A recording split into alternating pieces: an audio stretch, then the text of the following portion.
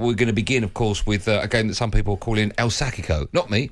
I think that's disgusting. I don't think... Okay, I'll start with the obvious question. Do you think whatever team loses, if it's not a draw, that manager will get sacked? Nuno or Ollie? I don't. It depends on the manner of the defeat.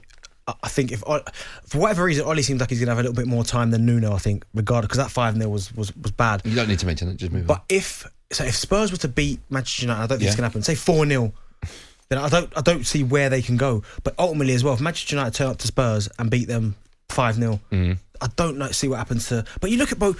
If you look at the records and the points that they've both got, it's not like they're bottom of the table. Do you know what I mean? Not at all.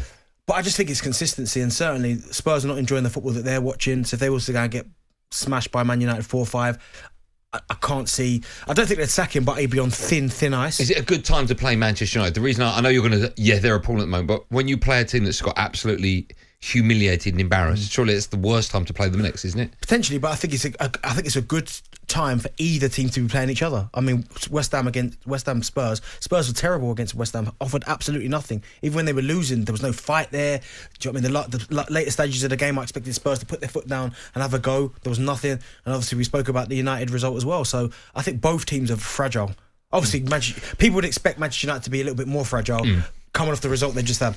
A lot of people will be, certainly a lot of United fans will be discussing who they think will be in the starting 11. One of the big questions will be Ronaldo. Does he start? Now, he does for me, but he doesn't for you. Is that right? No, I'd go Cavani. Tell me why you wouldn't play with Ronaldo. Just because I think you look at the way that the balance of the team against Liverpool is all off, and that starts from defending from the front in terms of trying to get in around Jordan Henderson, maybe trying to keep Liverpool maybe penned in. I think at times with Ronaldo up there, listen, he is the greatest goal scorer we've ever seen, but out of possession, at times he's a passenger. He's not really doing a lot. So then when you're allowing, you're effectively playing really with 10 men when you're defending. But the return you get from him, he's played, 3 games in the Champions League, scored 3 goals. Yeah, I think he's something like, I've got it written down, where is it, 3 and 6 in the league. So he's got 6 in 9 in all competitions for Man United. Is that not good enough? And you sit 7th in the table. But is part of the problem why United are 7th in the table the other end, the defence? But I've got no doubts whatsoever in terms of Ronaldo scoring his goals. Like, he will always score. What did he get last season? 34, 35, top goal scorer.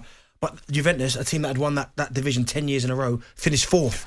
Yes, but if you look, the reason I said about the defence, I'm looking at the league table, right? United have conceded 15 goals. You have to go down to Watford in 14th, who've conceded more. And the only other team that have conceded more in the top 17, so forget the bottom 3 for a moment, are Leeds. Yeah, but so that's not Ronaldo's fault, is it? You can't put the whole emphasis just on the back 4 by saying it's Maguire. No, but you're putting it on Ronaldo. No, but I'm putting it in, he's the first line of defence. And if your first line of defence have got to offer something. What about the last line of defence? Listen, I'm a massive fan of Luke Shaw, huge fan of Harry Maguire, but they had an absolute stinker against Liverpool. They did. Is that Ronaldo's fault? No, but what I'm saying is he didn't make it difficult enough for them to get through Manchester United. Now, I get that.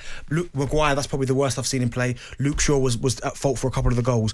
But as I said, the first line of defence. Now, you look at Bruno, is he not? Oh, listen, I've spoken about Bruno a lot of times in the station, but you talk about the first line of defence is that centre forward, is the front 3. And if you put Cavani in the middle of it, I think Cavani would still get his goals as well. So do you think Cavani playing against Liverpool, not Ronaldo, would have made any difference to that scoreline? Potentially not, because Liverpool had a better side. But I think defensively you would have got a lot more out of Cavani than you did Ronaldo.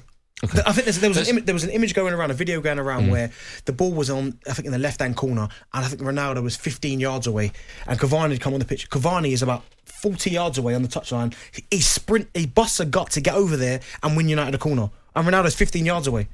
That's what you call about. And listen, he was sub though, wasn't he? He was fresh. There's no doubt in terms of the ability of either player. Ronaldo's they're both legends, but Ronaldo's one of the best.